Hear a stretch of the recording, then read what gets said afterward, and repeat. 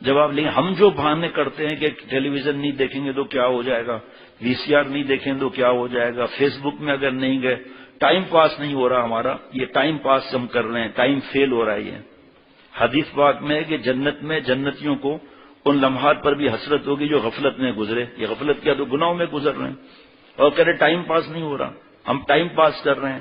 یہ چیزیں تھی نہیں تو قبرستان کے باہر اب تک لائن لگی ہوئی ہے، کوئی مرا ہی نہیں ہے، کیونکہ ٹائم پاس نہیں ہو رہا۔ ٹائم پاس ہوتا ہے اللہ تعالیٰ کے یاد اور فرما برداری سے۔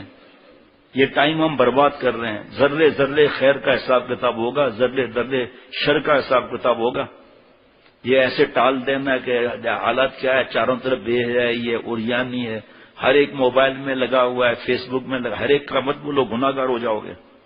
اگر ایسا ہوتا نا کہ کوئی بھی نیک نہیں ہے، خدا کی قسم حدیث پاک کی روشنی میں دیکھیں قیامت آ چکی ہوگی۔ قیامت نہیں آ رہی تو کوئی ہے جو عمل کر رہا ہے نا، تو میں کیوں نہیں عمل کر رہا؟ ہمارے عمل پر کس نے تالے لگائے ہیں؟ اگر کوئی خاتون کہے کہ میرے شوہر سخت تھے، یہ تھے وہ تھے، تو اللہ تعالیٰ اس کے سامنے حضرت آسیہ رضی اللہ تعالیٰ عنہ کو پیش کریں گے، یہ تو فرعون کے گھر میں تھی، اس نے کیسے عمل کیا؟ اللہ تعالیٰ ہمارے بہانے پر حضرت بلال رضی اللہ تعالیٰ عنہ کو پیش کریں گے کہ کیسے کوئلوں پر لٹایا ہوا اوپر پتھر، اور کیسے اللہ کو یاد کر لیں کہ ایمان نہیں نکلے گا، جتنا تجھے ظلم کرنا ہے ظلم کر لے۔ اور صحابہ رضوان اللہ علیہ مجمعین جیسی محنت کسی سے ہو ہی نہیں سکتی۔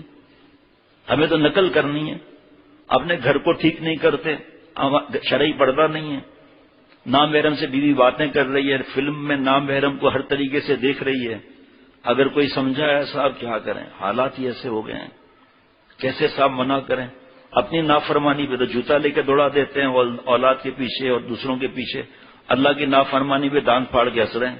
یہ جواب میں اللہ کو دے سکتا ہوں؟ نہیں دے سکتا، تو ایسا جواب دوسروں کو کیوں دیتے ہم؟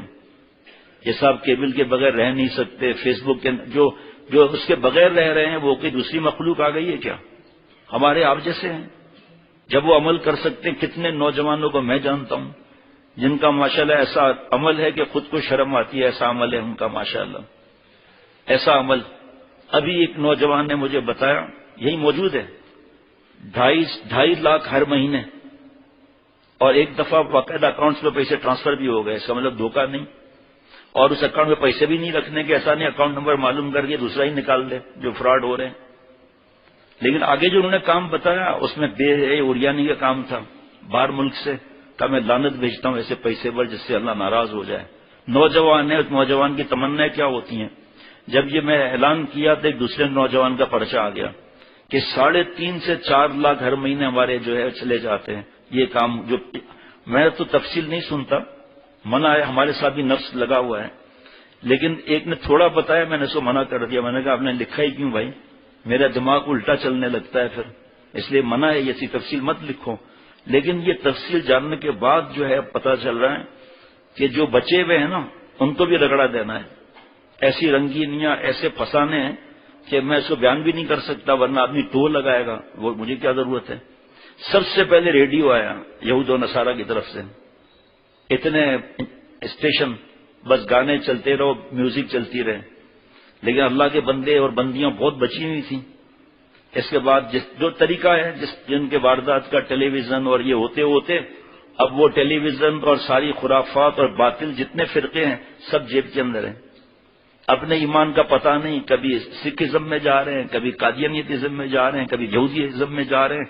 جو باہر سے آپ کا رشتہ دار ہے پوچھے کہ باہر کے مسلمان کتنے دھیریے ہو رہے ہیں، وہ سچ بولیں گے تو کیا بتائیں گے، اور یہاں کتنے ہو رہے ہیں دھیریے۔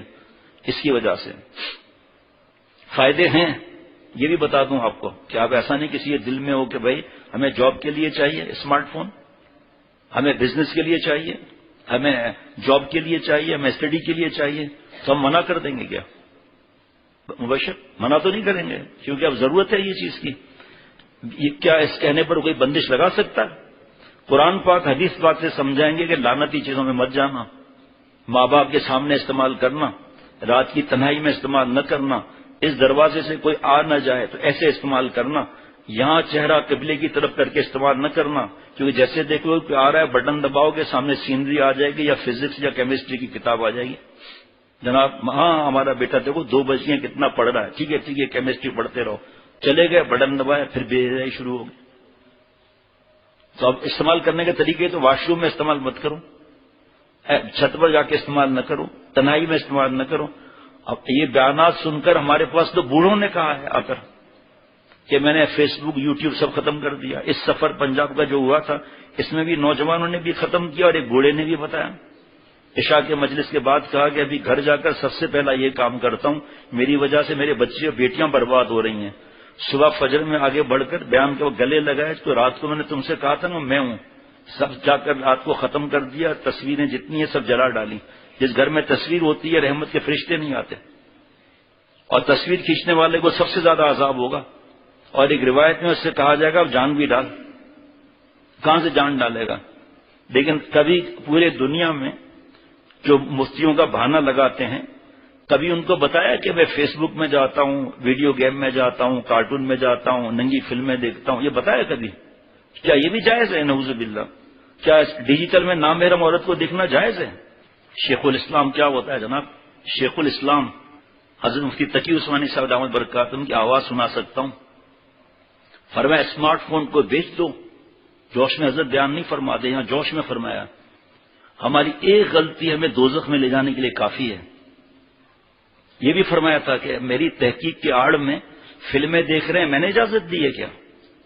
اگر کوئی فرض کریں کوئی اپنا تعارف کرا دے میں مفتی ہوں، ایک مثال ہے، ایسا کر نہیں سکتا کوئی عالم مفتی، اور کیا کوئی بات نہیں، ڈیجیٹل ہے عورتوں کو دیکھو، تو کیا ہم دیکھیں گے؟ نعوذ باللہ، ہمارے سامنے قرآن پاک حدیث پاک نہیں ہے کیا؟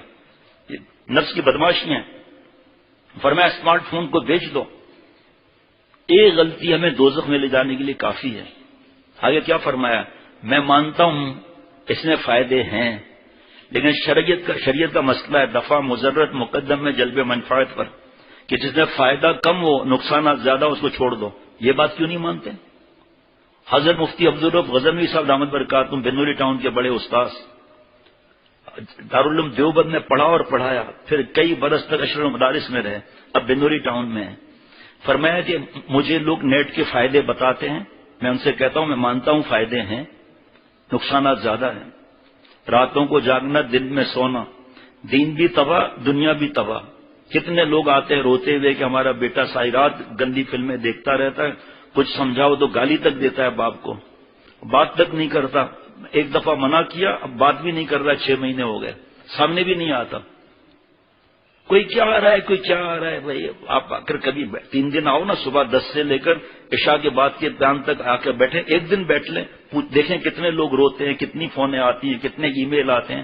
آج جمعے کے دن بھی ای میل اور دستخط کیے خطوں پر، ٹیلی فون الگ میں تو پسینے چھوٹ گئے کہ اب نماز کا وقت ہو رہا ہے، بیان کا وقت ہو رہا ہے، پھر جلدی جلدی تیار ہوا، سب چیزیں ابھی بھی کچھ رہ گئی باتیں۔ پھر مفتی محمد نعیم صاحب ہمارے رئیس دارالفتاح سے ہیں، ان سے ایک ضروری بات پوچھنی تھی، اس لیے 10 منٹ اور لگ گئے۔ یہ بہانے بازی سے اللہ نہیں ملیں گے۔ جس چیز کو رب نے حرام کر دیا ختم، جس کو حلال کر دیا ختم، کوئی دنیا اس کو بدل نہیں سکتی، پورے دنیا قیامت تک دین پورا مکمل ہو گیا۔ اور حدیث پاک ہے، اس لیے موبائل کو لے لو آپ، حدیث پاک ہے کہ حلال تو واضح حلال، حرام تو واضح حرام، بیچ میں جو مشتبہ چیز ہے نا شبہ والی، اس کو چھوڑ دو۔ پھر بزرگوں کی نصیحت ہے المتقی من یتقی الشبہات، شبہ گناہ والی چیز بھی چھوڑ دو۔ اگر تقوی والا اللہ کا پیارا بننا ہے، شبہ گناہ کو چھوڑ دو جس میں شبہ ہو۔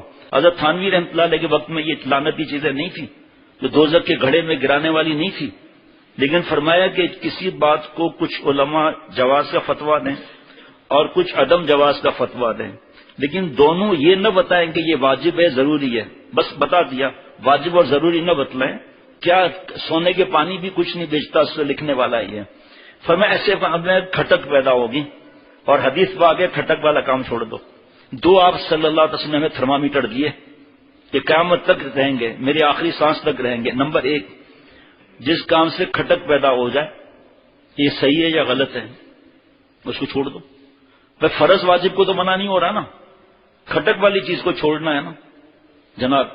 نمبر 2، کسی نیک آدمی کو اس بات کا بتلانے کو دل نہ چاہے، مولانا یا ابا جی دعا کرنا، رات کو میں نے گندی فلم دیکھنی ہے، دعا کرنا، کہے گا؟ نہیں کہے گا۔ مولانا صاحب دعا کرنا، ماں باپ سو جائے تو میں رگڑے دوں، کہے گا؟ مولانا دعا کرنا میں لڑکی سے ملنے جا رہا ہوں، گناہ کبیرہ کرنے جا رہا ہوں، بخاری شریف کی حدیث پاک زنا العین نظر، آنکھوں کا زنا کرنے جا رہا ہوں اور اینڈ رزلٹ اس کا زنا ہے، اس کے لیے میں جا رہا ہوں، کہے گا؟ عمرے پر جانا ہے تو، بیان پر جانا ہے تو دعا کرائے گا نہیں کرائے گا؟ دیکھیں نا، سب چیز تو ہو چکی نا، ہم کیوں پریشان ہوتے ہیں؟ حضرت مولانا عبدالرؤف غزنوی صاحب دامت برکاتہم فرماتے ہیں مجھے لوگ نیٹ کے فائدے بتاتے ہیں، میں کہتا ہوں ایک فائدے کا انکار نہیں کرتا، لیکن اس میں عذاب زیادہ ہے، بیٹیاں گھروں سے بھاگ رہی ہیں، حرام عشق جو اللہ کا عذاب ہے، عذاب الہی ہے، وہ ہو رہا ہے، ناچ گانا بے حیائی اریانی فحاشی بے غیرتی ہو رہی ہے۔ حدیث پاک ہے کہ اللہ جس کو ہلاک کرنا چاہتے ہیں سب سے پہلے اسے حیا چھین لیتے ہیں۔ حدیث پاک ہے کہ حیا نہ رہے، اب جو کرنا ہے چھو کرے، ماں باپ سے لڑائی، سود، رشوت، ماں سے رات کو ماں باپ کے حقوق پر بیان ہوا تھا، آخر میں یاد دلا دینا، اعلان کر دوں گا، جس کو چاہیے لے لے۔ گھر والوں نے رات کو بتایا کہ خواتین ایسی رو رہی تھیں اور یہاں میں حالت خود دیکھ رہا تھا، میرے ماں باپ نہیں ہے، میری خود حالت خراب تھی۔ یہ سب بدماشیاں یہی سکھاتا ہے، چاہے موبائل ہو، چاہے ٹیب ہو، چاہے وی سی آر ہو، چاہے کمپیوٹر ہو۔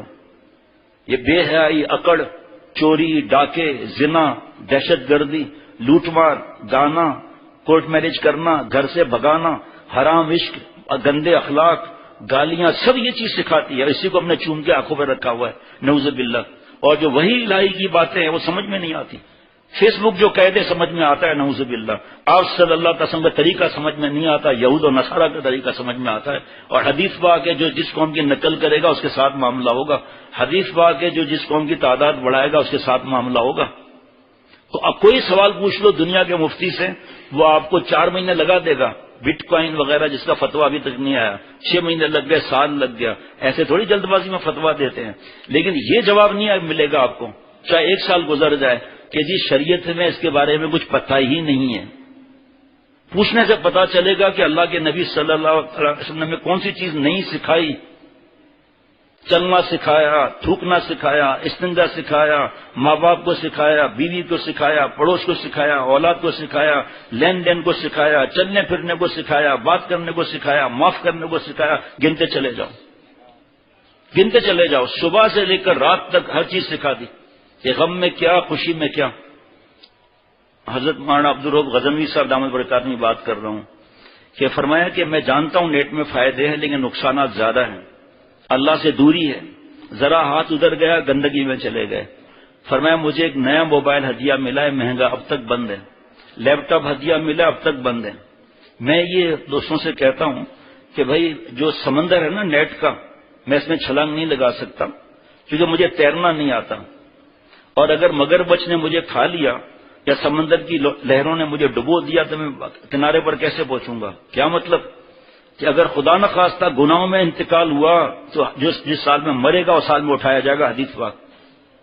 یہ نہ سمجھیں کہ گن سے نکلنا میرے ہاتھ میں ہے، میں یہ نہ سمجھوں کہ توبہ میرے ہاتھ میں ہے، میں یہ نہ سمجھوں کہ میں نیک ہو گیا۔ اگر میں سمجھتا ہوں میں نیک ہو گیا، میں نے حرام کام کیا، کیونکہ نیک بننا فرض، اپنے کو نیک سمجھنا حرام، یہ تکبر ہے، اکڑ ہے یہ۔ اسی لیے آپ دیکھو کہ ذرا تہجد پڑھ لیا، ذرا بیان کر لیا، بغیر داڑھی والوں کو جھڑک دیتے ہیں، اپنے بیٹے کو جہنمی کا فتویٰ لگا دیتے ہیں۔ آپ پوچھو مفتی صاحب بیٹھے ہوئے کہ یہ جائز ہے اس کو کہنا کہ تو جہنمی ہے، تو منوس ہے؟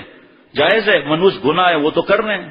اور دلیل حدیث بات کی، اللہم ارحمنی بترک المعاصی ولا تشقنی بمعصیتک، اے اللہ مجھ پر وہ رحمت نازل فرما جس سے میں گناہ چھوڑ دوں، اب گناہ کر کے مجھے بدبخت نہ بنا۔